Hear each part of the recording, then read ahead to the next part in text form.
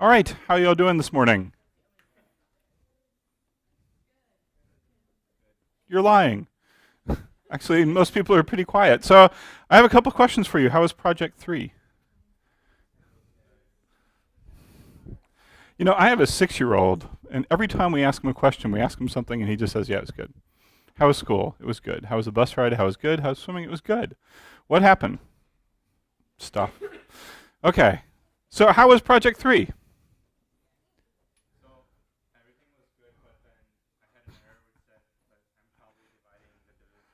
Yeah, you probably had some other error there, so it was just a guess I put in there. So I'm not sure what was going on. You also could have been including some subjects that should have been excluded. So that was the other thing I figured out could have been going on there. All right, so how was Project 3? Thumbs up, thumbs down, in between. It was hard, wasn't it? Then why are you sitting there saying it was good? It was hard.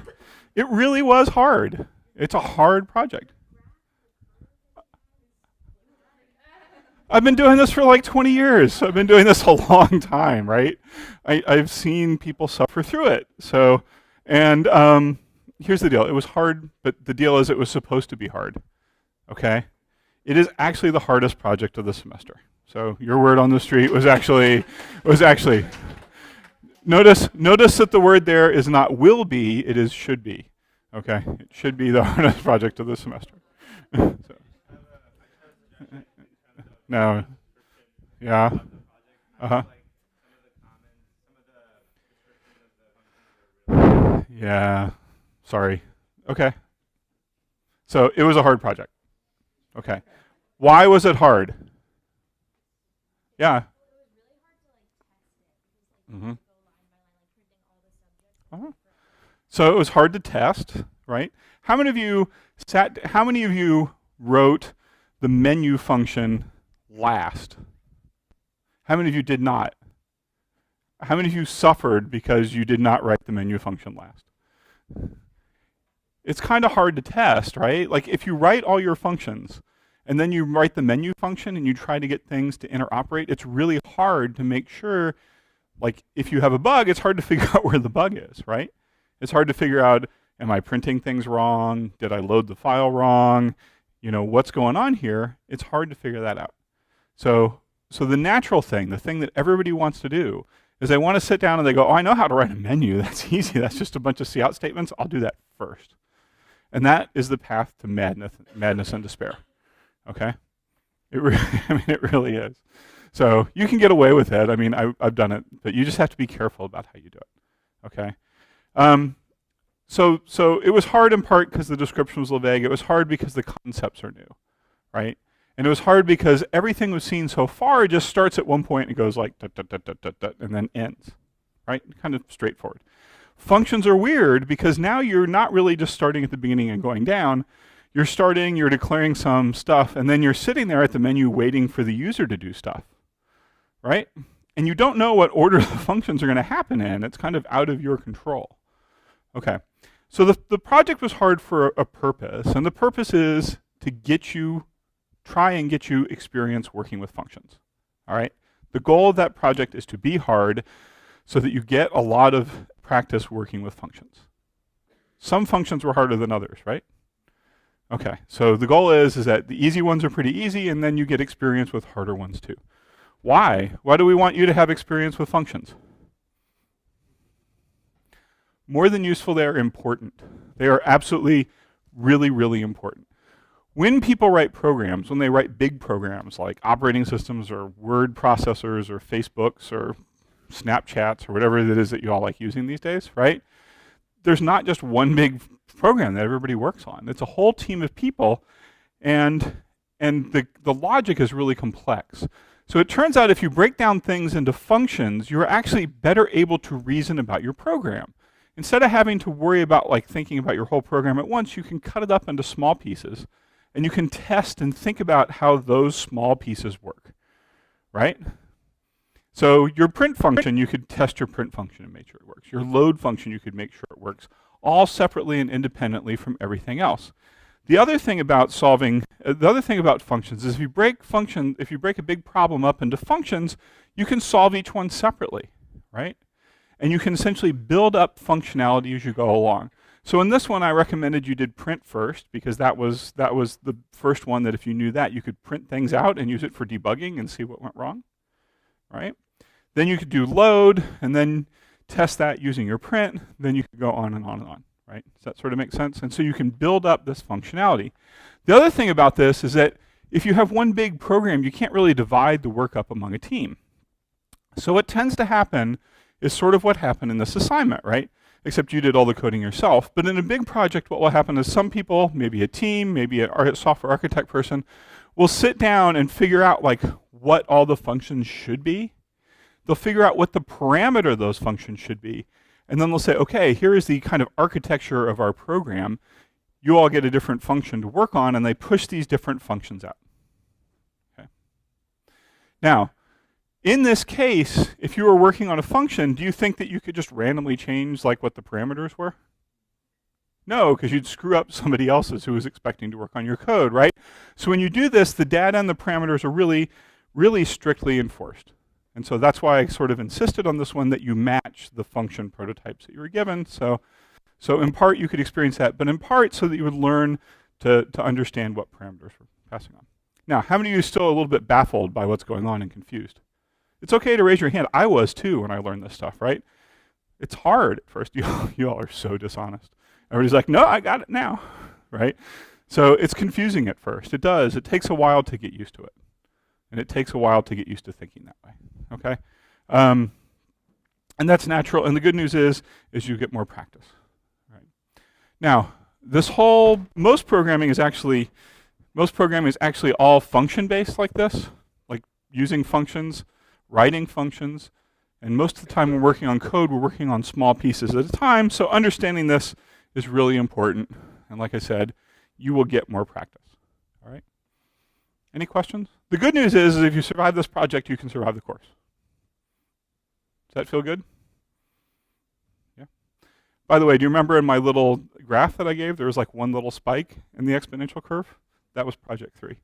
So, yep. Mm-hmm. Mm-hmm.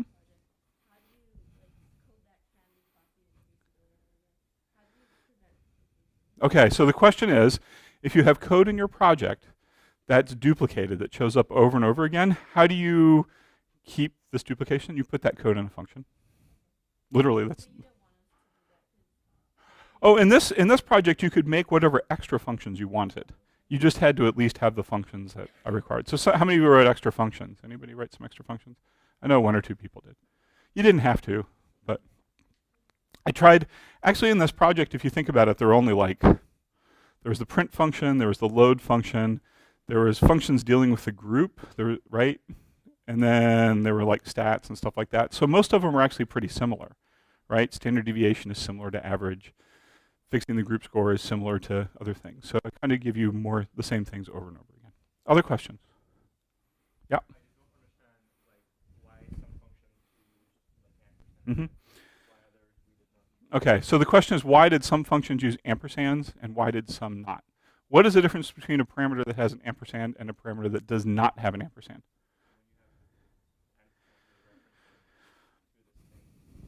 Mm-hmm. Yep. Mm-hmm. Okay. Anybody have a piece of paper I can borrow? Thank you. Come here for a sec. I'm going to give you an example of the difference between a reference parameter and a value parameter. You are now my designated grocery store shopper, okay? Your job is, when I say go to the store, you go buy things for me, okay? So here's your shopping list. All right, go to the store. But what are you going to buy for me? What am I going to buy for you? Yeah, what are you going to buy for me? From the store. Yeah, but what? What are you going to buy? There's nothing here. There's nothing on your list. Okay, so I have to tell you, you're the function that does grocery shopping, but I have to give you my shopping list. Yes. Ready? Okay, so my shopping list, what should I buy today? Any choice? Eggs. That's, seems to be a common choice. So here's my shopping list, eggs. I would like you to copy that down. Okay, what does your shopping list say? Eggs. What does my shopping list say? Eggs. Are they a copy of each other? Yeah, go shopping. Go. When you get eggs, cross eggs off your list. Pretend you got eggs. All right, now cross it off. Now come on back. All right, so he comes back. He's done with his shopping. What's on your shopping list? There's nothing. Nothing, because you crossed out. What's on mine? There's still Eggs. So when you cross that off, it did not affect my list, did it? No. Because you had a value parameter rather than a reference parameter, right? Yes. You had a copy of what I wanted, okay? Yeah. All right, you ready to go shopping again? Yep. All right, come here. What are we going shopping for this time? Cake. All right, this time I'm giving you a reference parameter. Go buy me some cake. Cross it off when you're done. All right, what does your shopping list say? Why? You cross cake off. What does mine say? It's the same. It's the same list because we shared the list. You didn't make a copy of it. There's your memento of this wonderful moment, okay? That literally is the difference between value parameters and reference parameters right there. Did everybody see the difference there? Right? In one, you make a copy. Whatever you do to your copy doesn't affect the original. In the other, we're actually sharing the same list. Ampersand literally means share the same list. Okay? And there's some magic behind the scenes, which we'll learn about in a few weeks, that makes that happen. Does that answer your question? Sort of?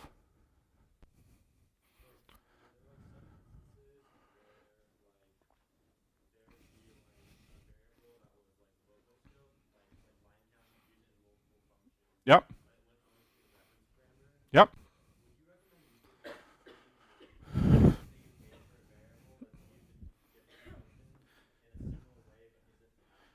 Okay, so the question was, we often have functions that work similarly. And so, for example, we might want to have functions that loop over a vector. And we need some sort of thing to reference a place in the vector, right? You might use something to count, like, eligibility or people in the control group or something like that. And the question is, how do you name those variables? And the answer is, name them in a way that makes sense. So if you have multiple functions that are really similar, and they're just like slightly different, it makes sense to use the same name as long as it's indicative, okay? Honestly, the names of things don't matter. The names does the computer care about the name? It literally does not care about the name. Literally does not. And who cares? Humans, right? And programs are both for the computer and humans, so you have to use names that make sense for humans. If you have a lot of similar functions, then use similar names. So when people read one function, they can go to the next and say, oh, this is like the other one and you're using the same variables. Other questions? Yeah?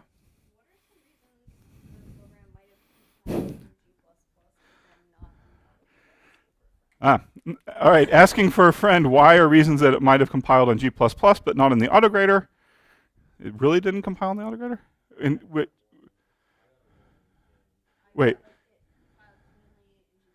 But then then you ran the submission, and then when it ran grading thing, it gave you a little error saying that, what happened?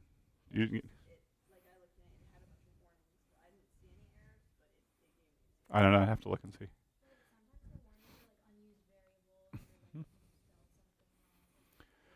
Yeah, the thing most people did that caused problems is they changed what parameters functions were using. And the autograder was literally expecting the right parameters. The compile and format checker just checked that the names of those functions were there. It did not actually check the parameters, because that's actually much harder to do. So a lot of people submitted things and then found out that it wasn't working, because even though the function was right, they had removed some parameters. The parameters people typically removed were the file name from the load file function, and they asked for that as input instead. And the other thing they removed is the minimum score from the things that required a minimum score, and asked the user for input instead. Okay, those things broke the autograder. Also, how many of you saw the messages that I was sending out through Blackboard? Okay, because I addressed those all those in there. So, didn't see them? Sorry. Yeah, so I'm thinking of, anyway, maybe next project we'll use something called Piazza. Have y'all used Piazza before? It's like an online discussion board where you can ask questions, but the questions are anonymous, so even if you have a question that you think is stupid, you don't need to feel shamed by asking it. Okay, so I haven't set that up for this class, but if maybe I will next project. Next project's going to be easier though, maybe. So, okay. All right, so we've talked a lot. Everybody happy so far? Or if you were unhappy before, are you maybe a little less unhappy? If you're still unhappy, would candy help? All right, so let's just talk about where we've been. Whoa, did the projector go off?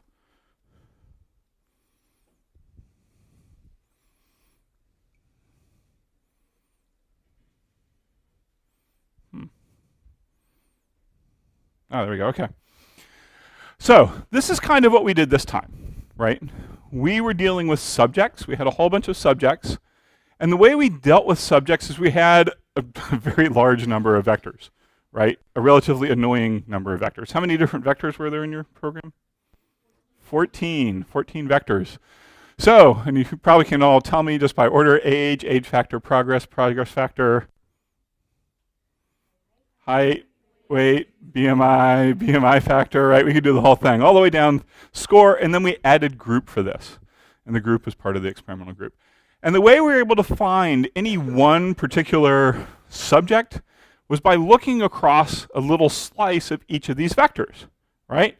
So one subject would have an entry in age factor, progress in each of these, and you'd have to go to the right point in the vector to find that, right? Is this familiar to everybody now? All right. This is really annoying, right? It's an annoying way to do things. Imagine if, trying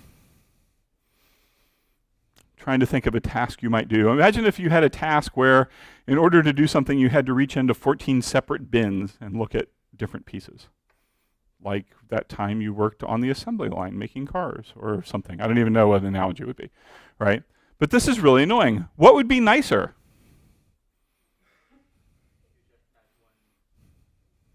If we just had one thing, like if for each subject we didn't have 14 things, we just had one thing. So that's the direction that we're moving. And what we're going to do is we're going to start doing what we talked about last class, which is called classes. Okay? The idea of a class is that you can combine a whole bunch of data together into one thing. Now, we've seen that we can combine data together before, right? What do we use to combine data together? Vectors, right? The problem with vectors is they can only hold one type of thing. They can hold an int, a float, double, character, string, whatever. And oftentimes we want to have things that we're dealing with that have a multitude of different types. Right? So vectors hold everything that's the same. And what we're going to see is that classes can hold a variety of different things. So here we're going to have eventually what we're going to look at, and this is going to be part of Project 4, which will be posted probably tomorrow. We're going to have a subject, and a subject is going to have 14 different data pieces inside. Anybody want to guess what those 14 are? Yes, exactly the same 14 we use. Project 5 will have something different, so you won't be so sick of it by then, okay? So age factor, pregnancy progress factor, height, weight, BMI factor, on and on and on and on, okay? All the way through. And all of these things are going to be in one package, okay? So instead of having to, for each subject, look in 14 different places, they're going to be in one convenient package together. What do we do once we have a whole bunch of these subjects? It's like I told you, it's like you're my shill in the audience. We're going to put them into a vector, right? So we'll have one vector that has a whole lot of subjects in it. Instead of 14 vectors that each have some pieces of subjects in them. Okay. Now, classes are going to be really powerful. All right? They are really, really powerful. Anybody know the difference between C and C++?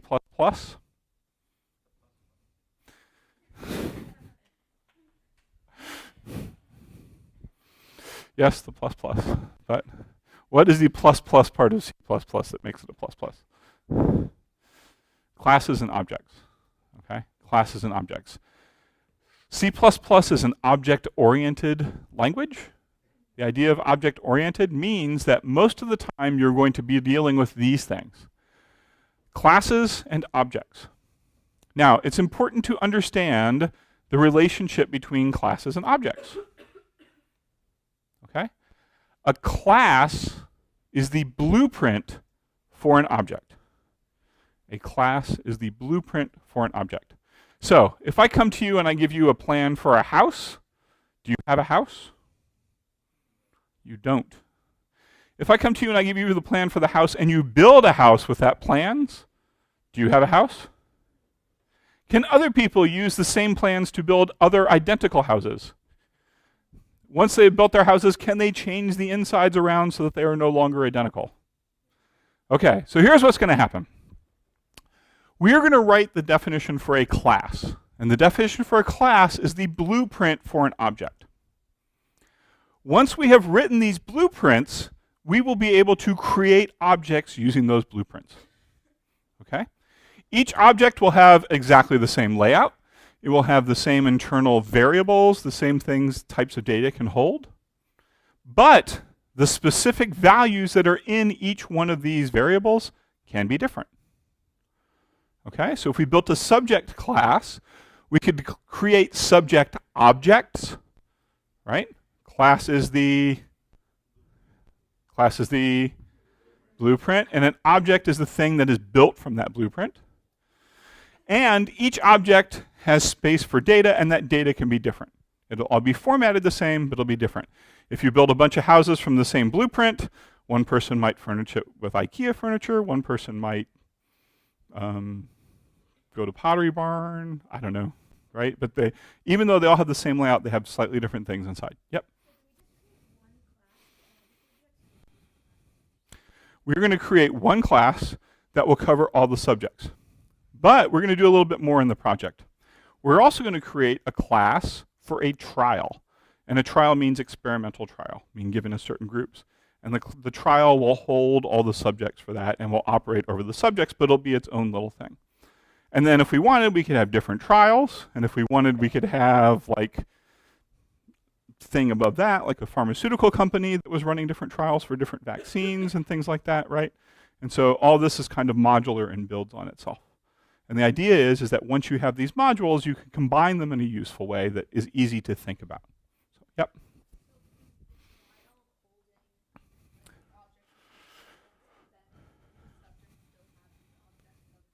Okay, so I don't want to get too far ahead. We'll talk about that in more detail after we have a little bit more understanding of classes. Is that okay? So maybe next class, next classroom time class. Okay. All right. Everybody understand conceptually where we are going?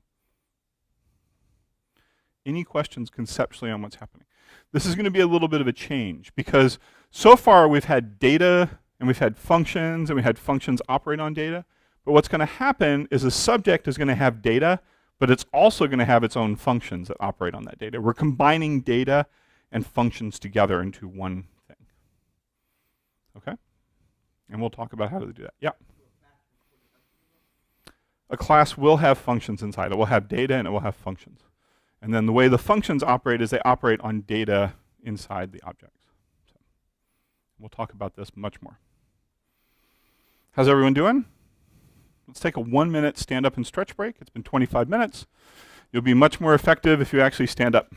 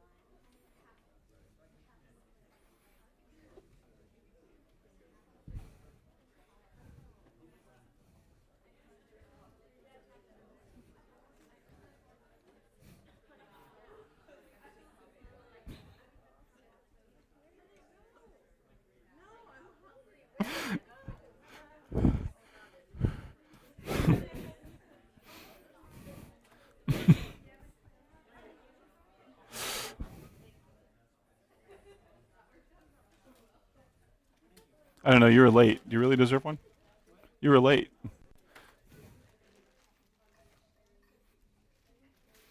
All right, welcome back. Welcome back. So let's talk about structurally how we are going to define classes. Now, we know C++ has keywords. Anybody like to guess what the keyword for a class is? Exactly. So the way you define a class is you literally type the word class. Then you have to give the class a name. Okay? We're gonna do something kind of generic for a minute. And we'll say we can have the class name there. Then we put curly brackets because we're going to have a definition. Okay? And the definition is going to happen inside these curly brackets. There is one odd thing about classes that is different than functions, is that you have to have a semicolon at the end. Okay? You got to have a semicolon at the end. Okay. All right, so this is how you define a class. You have the class name, and then you have other things inside. In particular, we define some things as public, we define some things as protected, and we define some things as private. And the difference for these things, like each of these things, as we'll see, operates sort of differently in terms of how they can be accessed. Private things can only be accessed from within the class. Like only objects of that class can call private functions, whereas public can be called by anyone, and protected we're not going to talk about. Okay, we're just going to save this for later.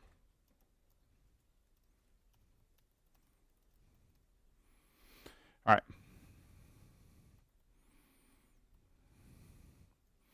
So under each of these things, we're going to have one of two options. We can either have data members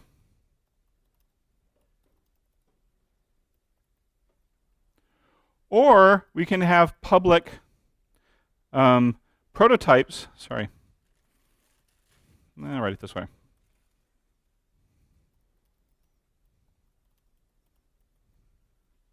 All right, prototypes for public methods. Now, when you have an advanced skill, one of the ways that you keep people from infringing on your turf is to use words that are misleading and confusing. So you confuse other people. How many of you ever talked to a doctor? Right? And do they ever say that you just have weird Latin things? And you're like, I have no idea what that is, instead of just saying, yeah, your arm is hurt or something like that. This is the computer science version of that. A method is a function that belongs to a class. Okay? So when you see method, just think it's a function that belongs to that particular class. Okay, just like we have stuff for public, we have the same thing for protected.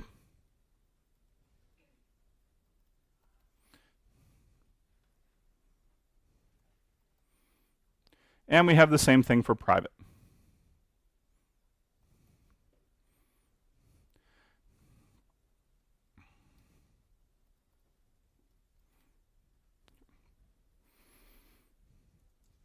All right, everybody with me so far? Remember when we talk about angle brackets, what are we talking about? Things that can be replaced. This is just kind of our notation, right? This is not, you don't have to put the angle brackets in there. This is just our notation to tell you how things work. And we'll look at some specific examples shortly. All right. Data members.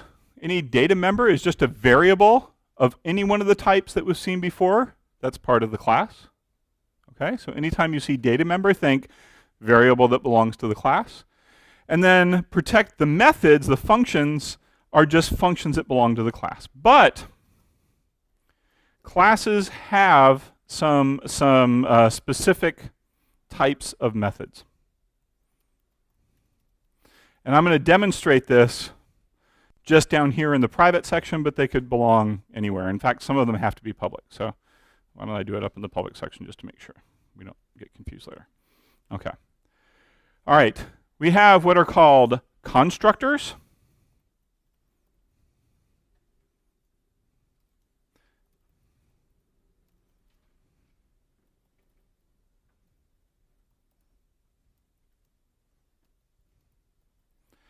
And the constructor is a method that when we build something with our blueprint into an object, the constructor runs automatically. Okay? So given that we have a whole bunch of different data types in there, we want something that when it gets created, we can go through and initialize. We can do whatever we want. Mostly we use it to initialize things. Okay? So the constructor is what you use, is what's called when you create an object from the class or when you instantiate an object from this blueprint. And we'll see examples of these. If we have constructors, we must have Dementor. Wait, that's not right. Constructors, no Harry Potter fans here.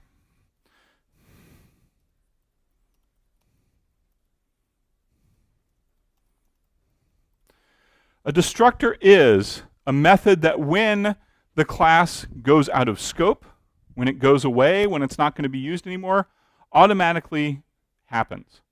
And it happens to destroy everything that's inside there, okay? It doesn't make sense to you right now why you would need that, but later on it will, okay? It makes sense for us to initialize things. This is like the opposite of initialization.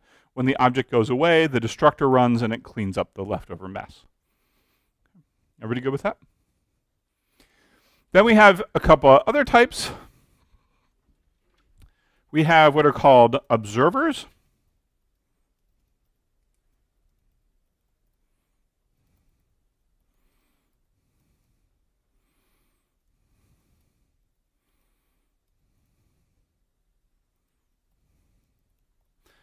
An observer is something that lets you see the values.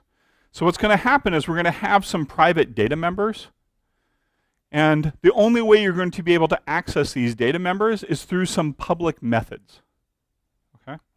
It's kind of like when you go to the bank, you can't just go look at the vault, can you? And if you can, I want to know where your bank is, because I probably have a better job lined up, right? So you can think of it this way, right? We're going to have methods that you have to call that limit access to the private portions. So like when you go to the bank, you go up to, nobody goes to the bank anymore, right? But when you go to the bank, anybody actually been to the physical bank and talked to a teller? So, okay, so you go to the bank and you talk to the teller. That's like accessing the public method. Anybody can walk in and do it, but only the teller can go back to the private area and do stuff back there, okay? So the observer is like when you go to the bank and go, hey, how much money do I have in my account? The bank teller will go look and come back and say, you have $800 or whatever you have in there, right? It lets you see a value that's hidden in the private portion. If you get a computer science degree, you will have $800 in the bank account. Is that why you were laughing? $8? What number would have been more appropriate? Cents? Okay. All right. If we can look at things, we can also change them. This is what's called an accessor.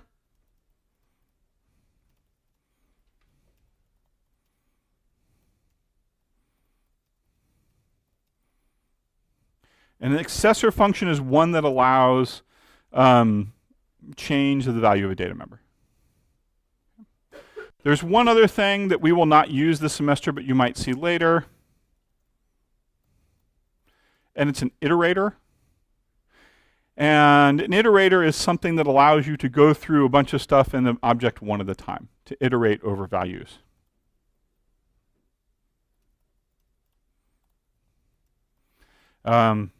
We will not use them this semester, but if you run across them, you can see that. Okay? All right. Everybody happy with this? This is just kind of our definition of what's going on.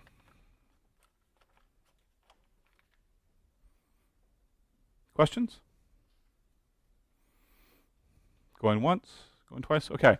One more thing. For data members, we can have what are called constant data members.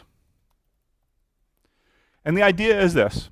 Say that we are working with a whole bunch of objects that have the same constant inside them. So for example, we have like a circle class, right? And so we're going to be dealing with tons and tons of different circles. What value is fundamental to a circle? Pi. If say we had like 1 million circle objects that we're dealing with, and if everyone had their own value of pi, how many times would you be storing that value of pi? 1 million times. And is that annoying? It's inefficient, right? So what you can do for constant data members is if you put the word static in front of them,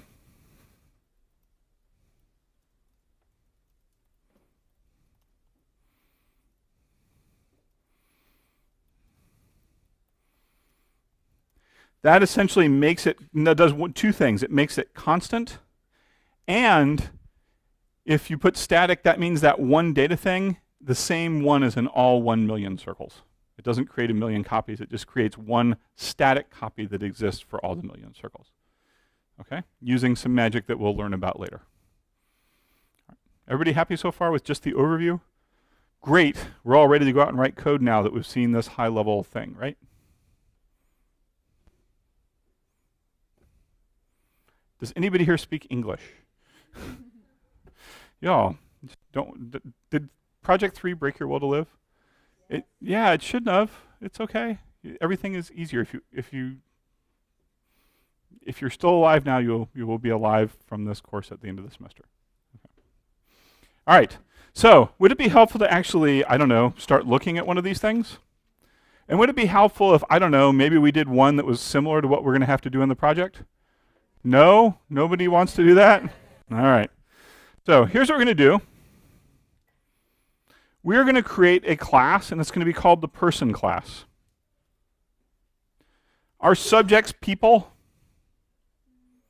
Our subjects people in our experiment. Yes, they are. So if we develop a person class, will a subject class be very similar to this?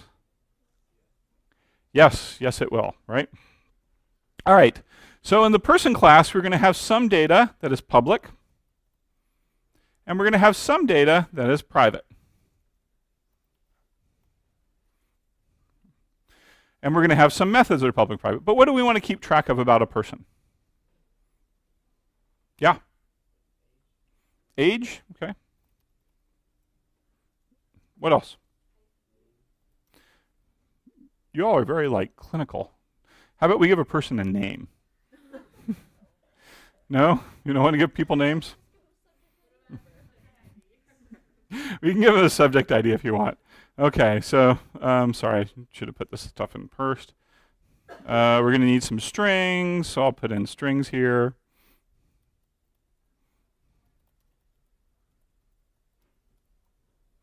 Okay, notice that this class definition is going before we have int main, okay?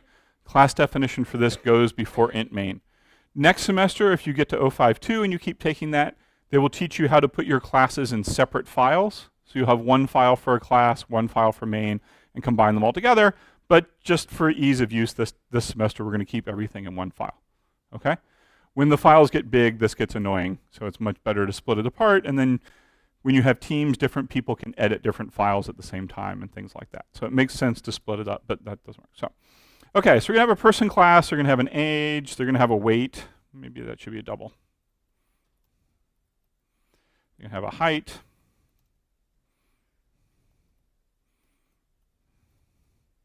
They're going to have, I don't know,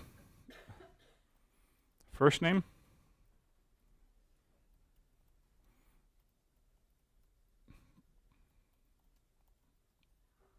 And they might have a nickname, okay? So there's the information we have about our person class. All of this stuff right here is private, okay? Private means, as I'll show you in a little bit, that you can't access it directly from outside the object. All right, so we're going to go ahead. We have all this stuff. We're going to go ahead and give ourselves an int main.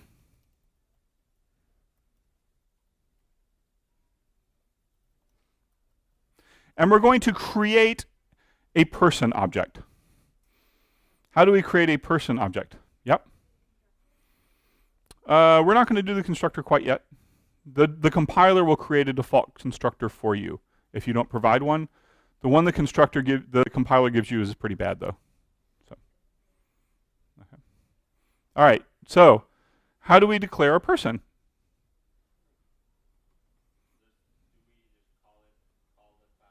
Exactly. Yeah. So how do we declare an integer? Int. How do we declare a floating point number? Float or double. How do we declare a person? And what is this person going to be? Call it Bob. Okay? It doesn't have to be Bob, but we'll just call this person Bob to start with. Okay? All right, so before we get too far along,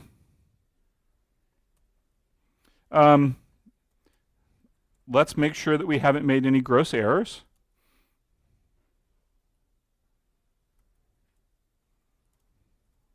by compiling, right? Whew. That took a long time. I was getting nervous. Okay, so we have no errors so far, right? So everything looks good. All right, so what can we do with this person?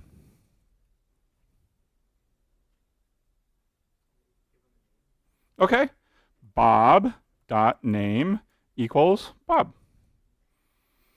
How's that? Ah, something new happened here. What's this dot down here? What does this dot do?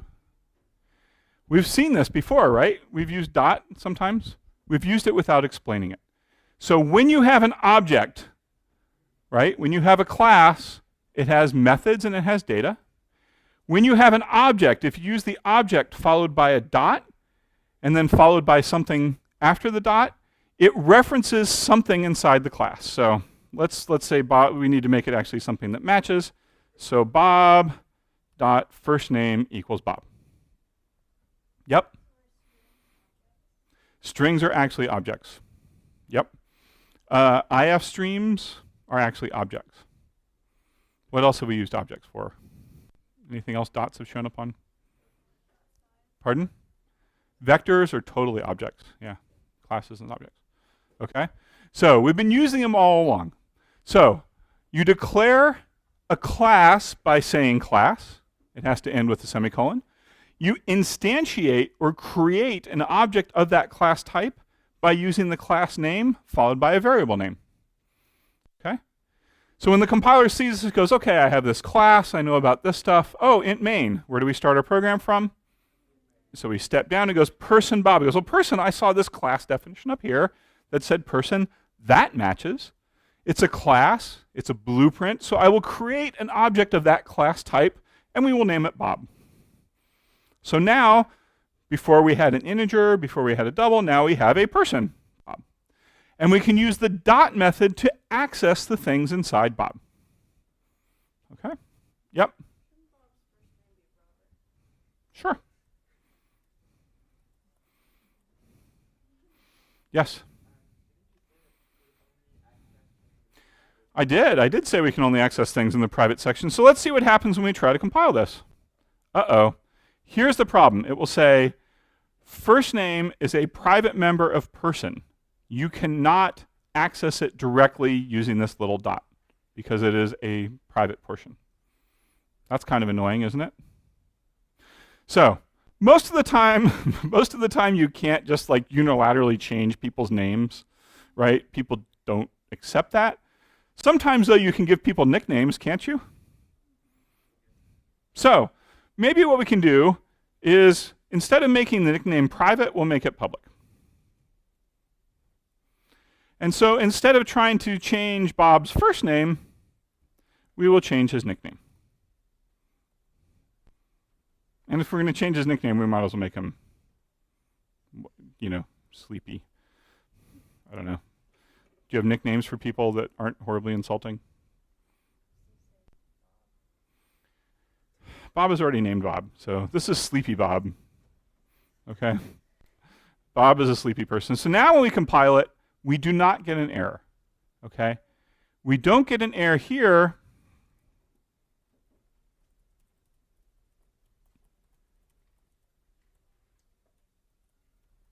So the nickname is public, we can access directly. First name,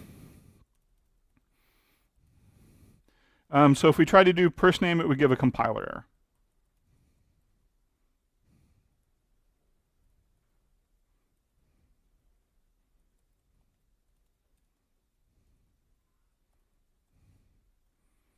All right, so we can't do this. I'm going to comment it out. All right, so here's what we do. We created a person named Bob, and we nicknamed them Sleepy. There's, just as an aside, there's a comedian who went to Georgetown. Who? No, he's a stand-up comedian. I can't remember his name. Mike Birbiglia. Mike Birbiglia has a routine about Sleepy Carl. And actually, if you look up Mike Birbiglia's Sleepy Carl thing, it is actually about the time he took a computer science exam, a class, and slept through the final exam. And I actually know the professor who is the professor of the joke, so you should watch it and see it. It's pretty. No, we're learning about stuff. Okay. Yeah, I can do that next class. Okay. All right, so public things are public, but private things we don't want people to change. So what do we have to do if we want to access or change some of the private things? Yep. We have to build a method for it, okay? So if we want a method that will tell us what the first name is, we will say get first name. Except name will all go together. And what do those little parentheses at the end mean? That is a function, except it's inside a class, which means you pay extra. It's a method, right? It's a fancier word for a function. It is declared inside a class because it's declared inside the public place. It has parentheses after it, and that makes it a method that is associated with the class. Okay. Now we'd have to write that method, won't we? Here's how we write a method. It is exactly like writing a function with one difference. Okay, exactly the same. So if we're going to have this string get first name, that's going to give us a string back, what type is our method going to return? You all sure it's going to be a string? Yeah, it's going to be a string. So we say string, and then here's the thing we do. We say person, : : and what this says is that I am writing a function, except instead of it being a normal function, it is a special function known as and it belongs to what class? Person class. So you say, hey, I'm writing a function, a method that belongs to the person class that returns a string that is called get first name.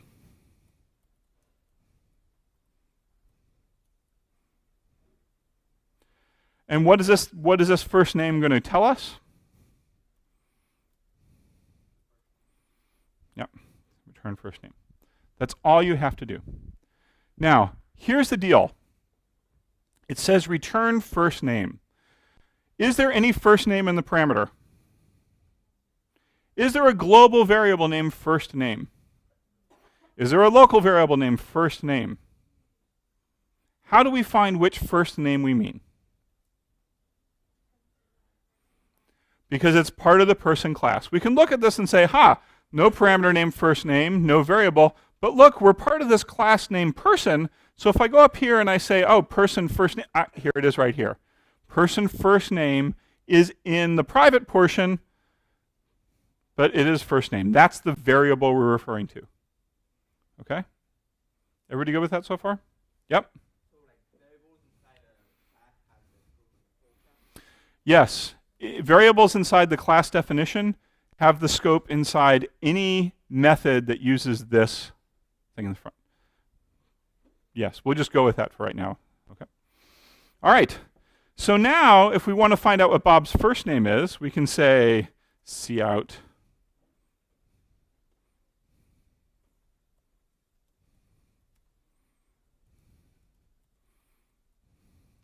And then here's what we have to do. Bob.get first name. Now, why do we have to do Bob.get first name? Yep.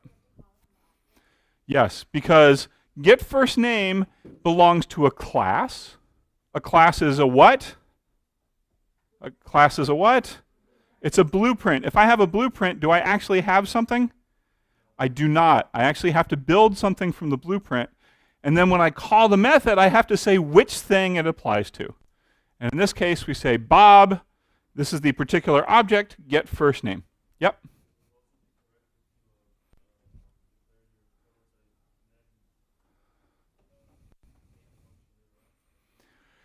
Yes.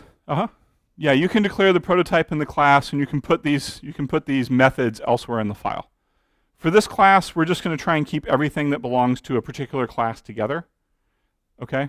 So put everything before main together. Like I said, later we're going to split them up into separate files, so person class would have its own file with its definition and everything. It's just, for this class, we're keeping it simple. Okay. Who's still with me? Who's against me? Good. Loyal opposition, right? All right, so here we go. Check this out. Now we can see if it compiles. It still compiles. That's nice, isn't it? And let's run it, and let's see what Bob's first name is. Oops, wrong program. Bob apparently doesn't have a first name. That's a problem, isn't it? Why doesn't Bob have a first name? Because we have never set it. That's a problem, isn't it? Okay, so it seems like we need some way to set his first name, don't we? Let's take a 1-minute break, stand up and stretch. When we come back, we will talk about the magic of setting his first name.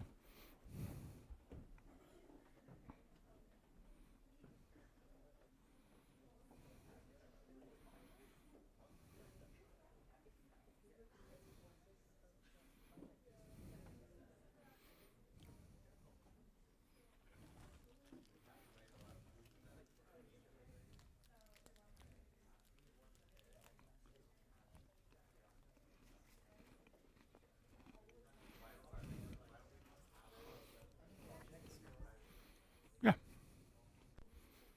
Everything's curved.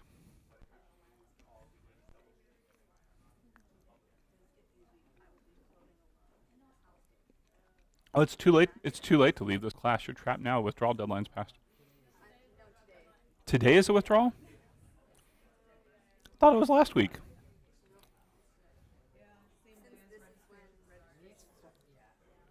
Man, I thought I had you trapped by now.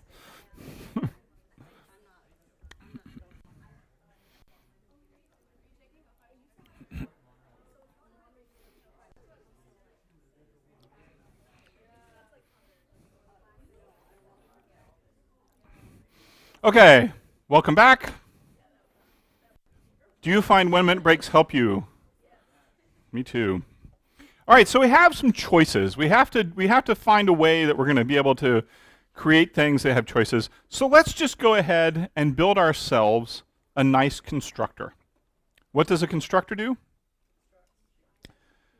It constructs and initializes a particular thing. Here is how you declare a constructor. Are you ready? A constructor is a method that has a return type of the class. Make sure I don't screw this up. And it can take some parameters. In this case, we're going to take a string, another string, can't type today, an int, a double, and a double.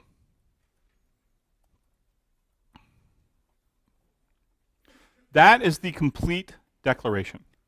It is a little bit confusing because what is the return type?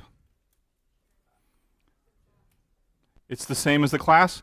What is the name of the constructor? The same as the class. Okay? So when it comes time to write this, here's what we will do. We will write person, which is our return type, colon, colon, person, which is the name of the constructor. And they're the things we want in here. String first, string last, int age, let's say new age, int new weight, int, oh, sorry, that should be double, shouldn't it? And height should probably go first because that's the way most people think about it.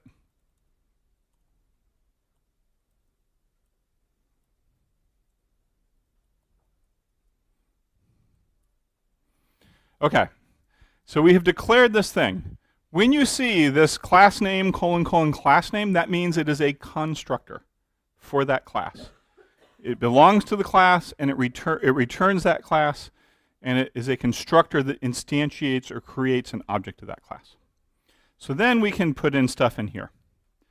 All we want to do is we want to set the different variable things. So we say, oh, the different data members. Sorry, let me start over again. All we want to do in here is set the different data members with the parameters that were passed in. So first name equals first, last name equals last, age equals new age, height equals new height, and weight equals new. All right, everybody with me so far? Okay, so down here now, where we create Bob, let's actually give Bob some attributes. What would you like Bob's first name to be? And their last name?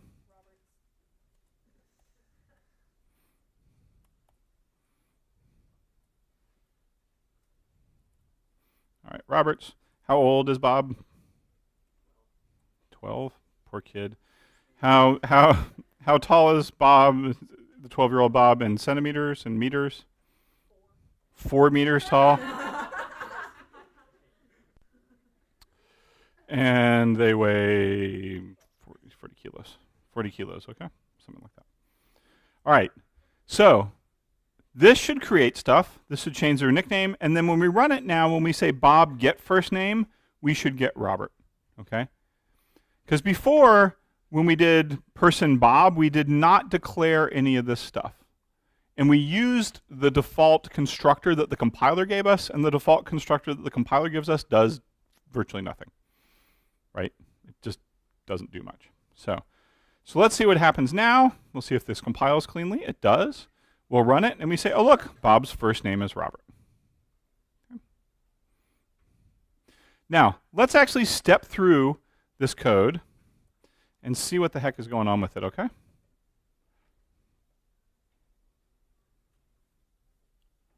right.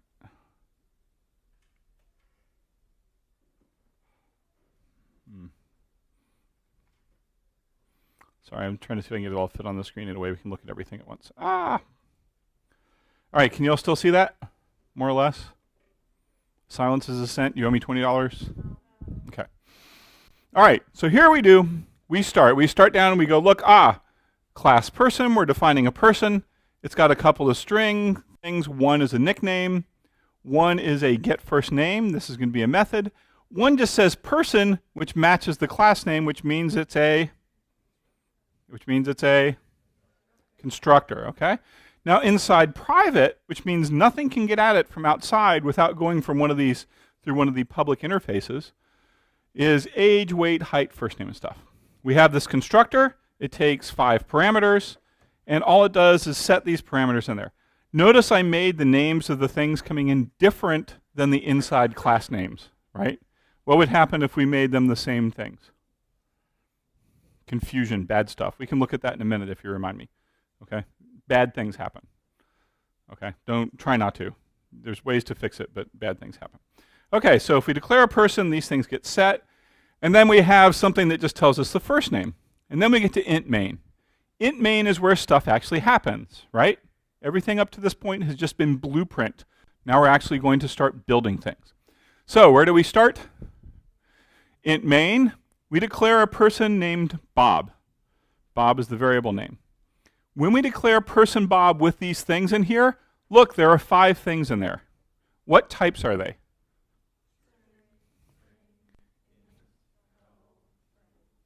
Double, right? Does this match this declaration we have over here? String, string, int, double. It does. And so the compiler goes, they must be trying to use that constructor. Yes, sir, question?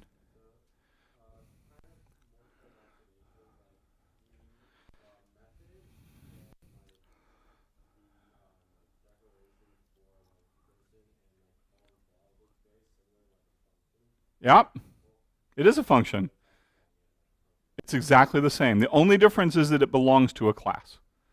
And because it belongs to a class, it's going to have access to these private data members inside the class. It's all the same. Remember I told you what we were combining was data and functions together in one thing? This is it. We've combined data and functions together inside one thing. And it makes better sense, right? Because now the thing has the functions that deal with it directly instead of us having like 14 random vectors and then some functions that also take 14 vectors, but how do you know which order the vectors are in and stuff like that, right? Yep. Well, let's look at what happens if we start changing things. Are you okay with that? All right.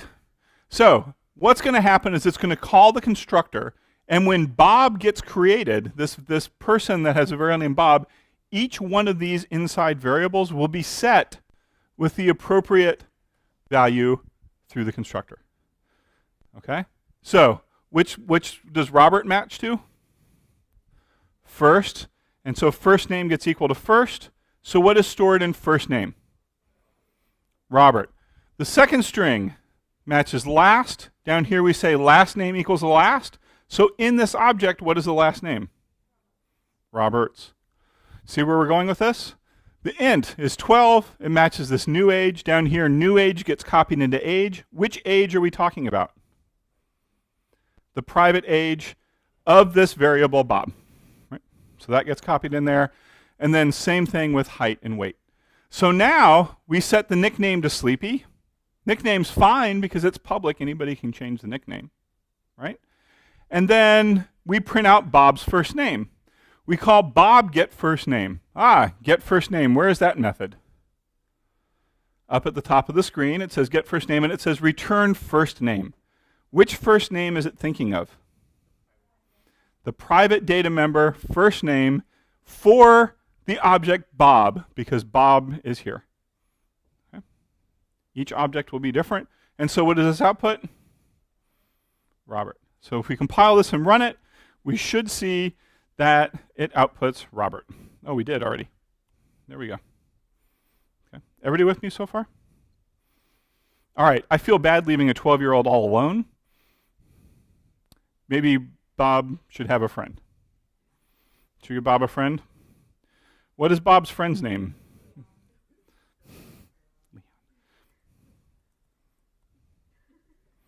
Okay. What's their first name?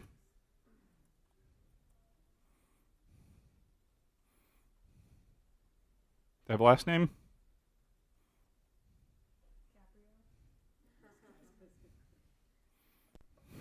Leonard Caprio. That's not quite right. He's also 12. He's slightly taller, but he's very skinny. So.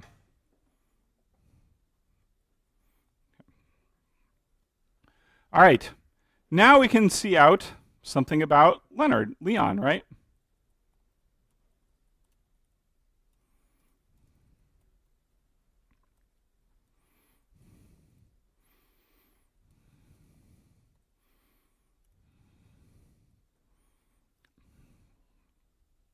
Except I spelled Leon wrong. Okay.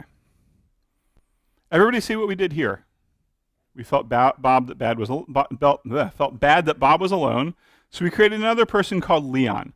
First name Leonard, Caprio, age 12, height 1.3 meters, 37 kilograms. And we output that, and we see their first name.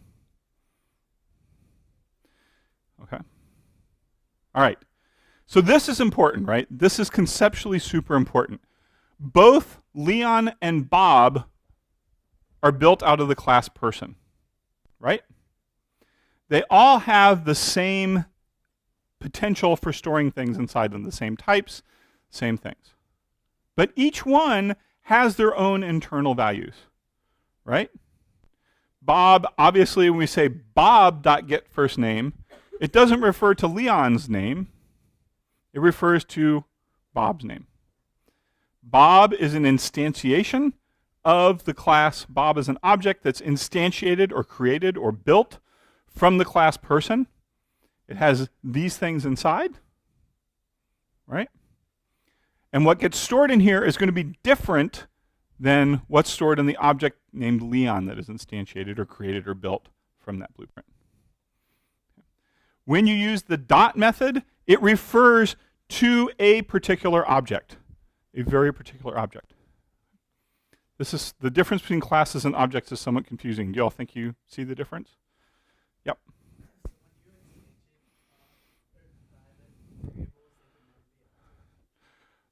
Right now, they can't be altered. Right now, we have not provided any methods for altering the private variables. Would you like to do that? Okay. Which private variable do you want to alter? Okay, here it is. We're going to have a public method, and it's going to be void, and it's going to be called birthday, and you call it on a particular person when it's their birthday. Okay? We could just set age directly. Don't get me wrong. This is just an example. I'm a little worried about confusing you doing this, but so we say void birthday. And here all we have to do is age plus plus. Okay. So we now have a public method. When we call this public method, it's going to change their age by year. Now we won't be able to see that though unless we write a method that gets someone's age.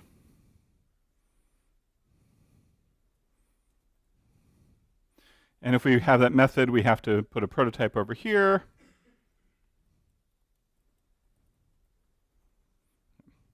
Oh, we wanted to be able to alter some of these internal things. Everybody see what happened, right? We wanted to alter some of these internal things. Bob is 12, Leonard is 12, but when they have a birthday, what happens? Yeah, Ian.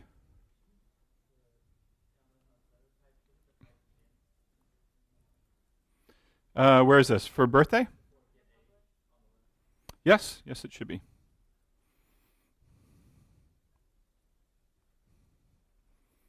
Oh man, this is going to be a long one. Oh, Mamadou, come on. That was such a good throw, too. Okay. The projector is in the way. I can't throw too high. So, okay. So, everybody see what we've done here, right? The complaint was we can't access any of the private internal members. And there are reasons that sometimes they have to change, right? What is a reason that someone's age would change? They have a birthday. And what happens on your birthday? Really, you just get cake, that's all? So every time you have cake, you're a year older? I would not. I'm going to have to stop eating cake. So on your birthday, your age goes up by 1 year, right? So now we can actually look at someone's age if we want.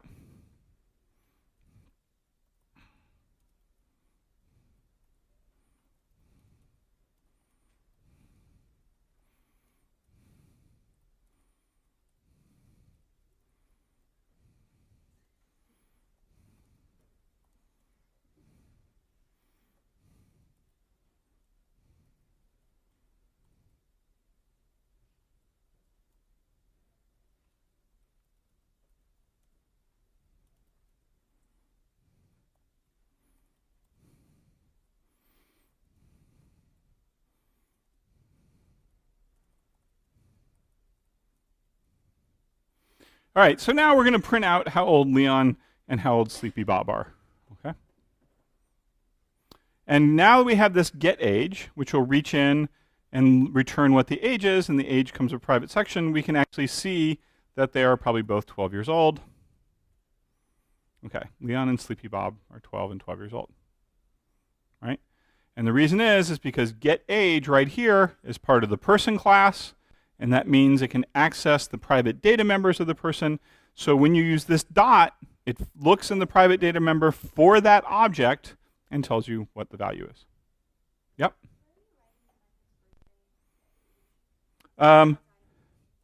Yeah, it's all in one. So I just put it next to each other so we could see all the code at once. So you can imagine it's like a book where each thing. So it's just, I'm just putting them right here underneath the class definition. That's all. But I'm just trying to do it so we can like look at most of the code on the screen at the same time. So, does that make sense? So over here we're seeing the other side. Okay. All right, so they are both that old, and guess what? Who has a birthday? Leon? Leon has his birthday. How old is Leon now? Leon will be 13.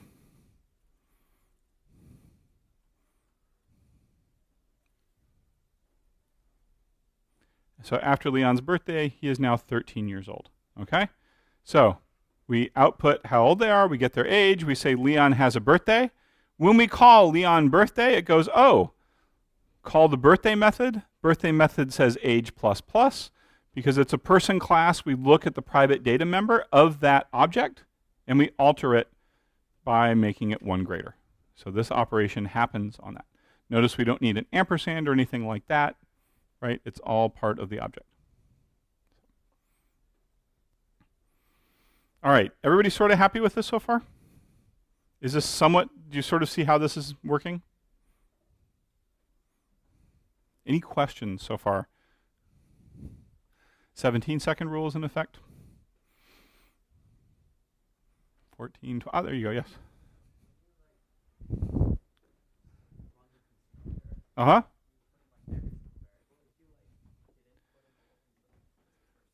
Okay. So the question is, if we built a constructor and only put the first three values in, what would happen? I believe we would get a compiler error. And the reason we would get a compiler error is because we would think, and I'm just going to take like some of these values out temporarily while we compile. Oops. So we would get a compiler error. And the reason is because the way that the compiler matches the methods to the calls is it looks at the number and types of parameters. And it would say, hey, you tried to make this constructor with only 3 things in it, but I only know about one that has 5 things in it. So I have no idea what you're talking about.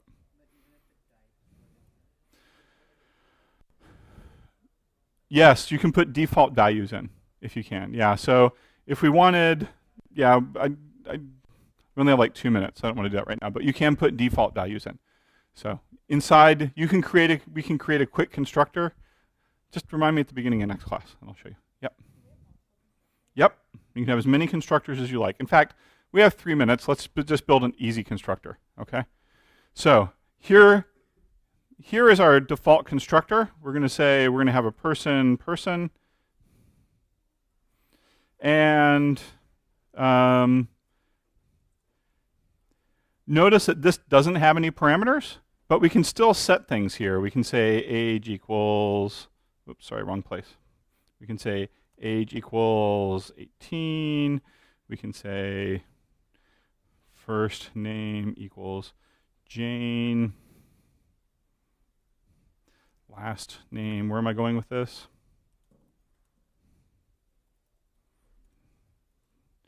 Right. So we can set, we can set a few things in here, okay? So now, if we just say over here, we say person unknown. Right. And we do cout unknown person name.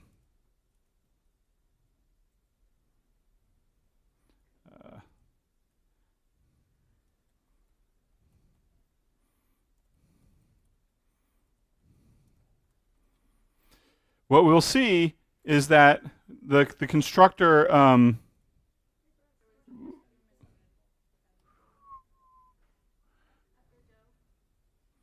yeah, sorry, I just fixed that one, I thought.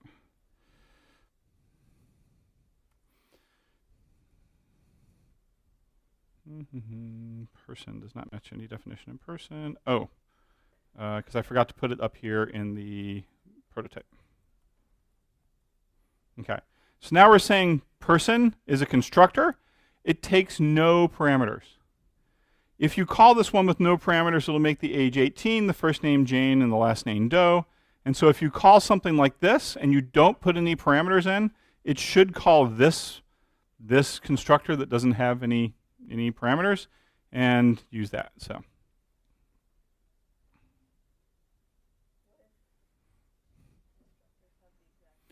you cannot have 2 constructors that have the exact same thing. They can have the same number of parameters, but they can't have the same types. You have to be able to differentiate by looking at the parameter number and types. Okay. The constructor will always have the same name as the class. That is a requirement. All right. Today is Monday. Have a good Tuesday. I'm going to get the assignment 4 hopefully posted tomorrow.